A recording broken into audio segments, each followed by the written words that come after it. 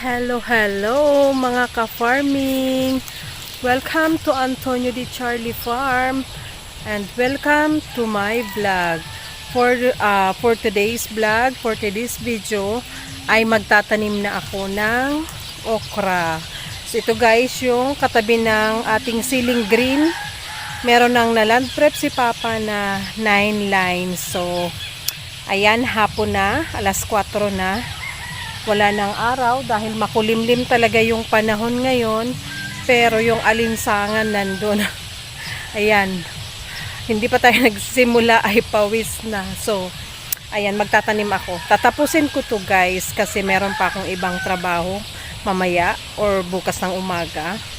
Pero ang target ko talaga na tapusin ngayon itong 9 lines na okra. Saka na tayo tatawid doon sa mga may bakante doon na yung mga nataniman ko na last week na merong hindi tumubo na kailangan palitan. So unahin muna natin tong 9 lines, and kung meron pa tayong tirang seeds, pwede tayong magpadagdag pa dito ng 2 line kay Papa para makumpleto na tong side na to.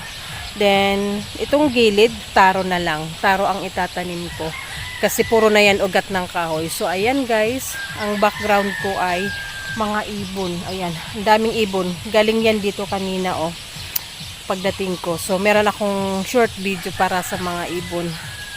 Ayan, mag-start na tayong magtrabaho. And syempre, ang time lapse. Ayan, mag-time lapse tayo guys.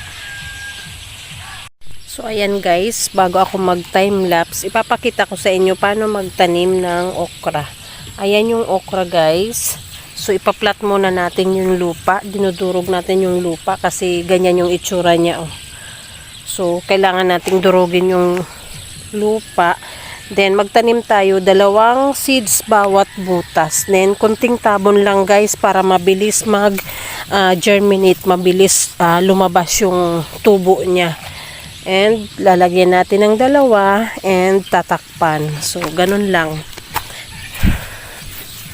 Ayan, kailangan durugin guys kasi buo-buo yung lupa. Ayan, yung lupa dito guys sa aming farm ay sandy clay loam.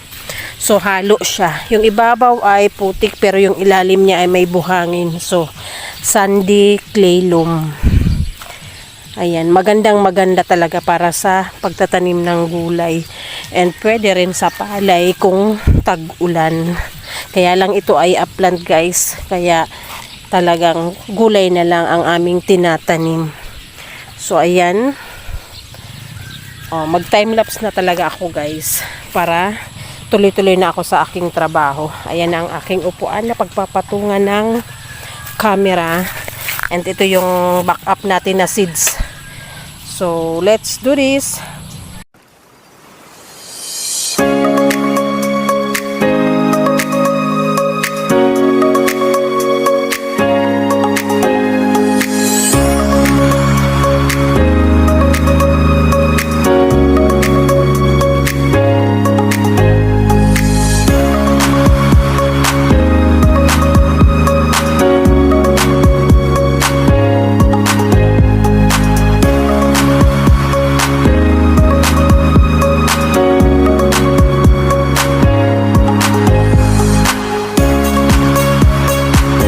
Ayan guys, naka 4 lines na ako. Mag water break muna tayo dahil uhaw na ako. Ayan, walang araw pero hindi pa yan sunset, hindi pa siya bumaba. Andun pa yan yung liwanag na yan, andyan pa yung araw mataas pa yan. Kaya kahit kulimlim ay super alinsangan. Dito yung mga manok Uy, padaan ako. Ayan, maraming bagong sisiw. Ayan guys, inom muna ako ng tubig. Babalikan ko kayo. Ayan guys, I'm back. Whew! Refresh. Ayan. Nag-water break lang tayo guys. Bumalik na naman yung mga sisiw doon. Naku, ang aming mga manok guys. Lumabas ng bakod. Nag-harvest na kasi dyan ng naka-harvester na dyan ng palay. At umaambon na. tapusin ko na ang aking work. Andito yung ibang sisiw, oh.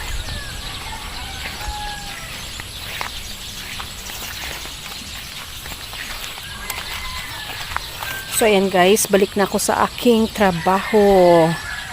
See you later.